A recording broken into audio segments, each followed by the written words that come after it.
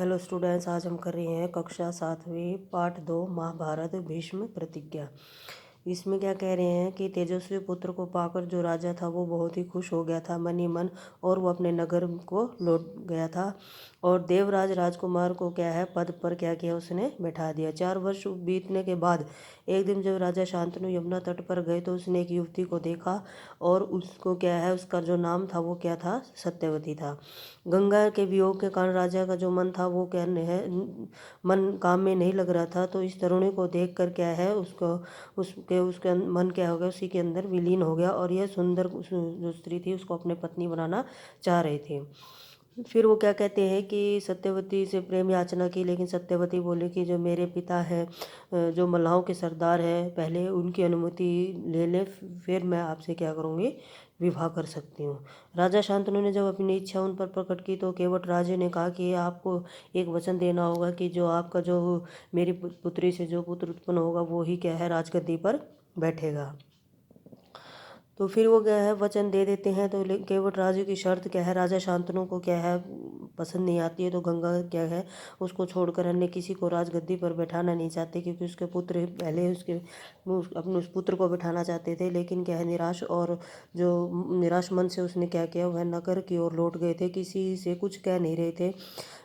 तो यह चिंता देखकर क्या है उसके मन में क्या है अलग अलग से क्या हो रहा था, भाव उठ रहे थे कि देवव्रत ने देखा तो क्या कहते हैं उसको, फिर उसके पिता के मन की कोई ना कोई उसको क्या था, व्यथा सह रही थी कि उसको दुख है उसके पिता को। तो वो पूछ रहे हैं कि एक दिन उसने शांतनु से पूछा, पिताजी संसार में कौन सा सुख है जो आपके पास नहीं है, जो आप प्राप्त करना चाहते हैं, फिर भी इधर उधर कुछ चिंता क्यों हो रही है आपको।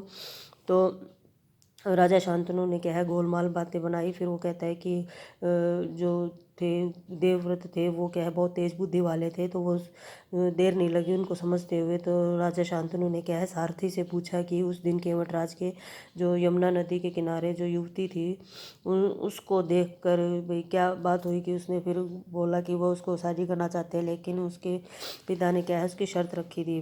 फिर वही शर्त क्या है जो रखी थी उसने उसको दोहराई केवटराज ने। तो फिर वो क्या कहते हैं, मैं आपको क्या है प्रतिज्ञा देता हूँ कि मैं क्या है जीवन भर क्या रहूँगा, बाल ब्रह्मचारी रहूँगा, और जो पुत्र जो उत्पन्न होगा उसी से वही क्या है बेटा आपका जो वो पुत्र होगा वही राजगद्दी पर बैठेगा। और फिर क्या है इसी जिस दिन से उसने ये भयंकर प्रतिज्ञा लाई थी तभी से उसका नाम क्या पड़ गया था, भीष्म पड़ गया था। फिर वो क्या कहते हैं कि सत्यवती के क्या थे, 2 पुत्र थे, क्या नाम थे उनका, चित्रांगना और विचित्रवीर्य। और क्या कहते हैं फिर पहले तो क्या था कि शांतनु के देहांत पर किसको बिठाया गया था गद्दी पर, चित्रांगना को। फिर उसके युद्ध में मारे जाने पर कौन बैठ गया था, विचित्रवीर्य। विचित्रवीर्य की भी क्या थी, 2 रानियाँ थे, अंबिका और अंबालिका। अंबिका के भी क्या थे, 2 पुत्र थे।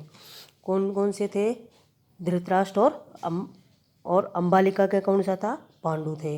धृतराष्ट्र के पुत्र क्या थे, कौरव कहलाए थे, और पांडु के पुत्र पांडव कहलाए थे।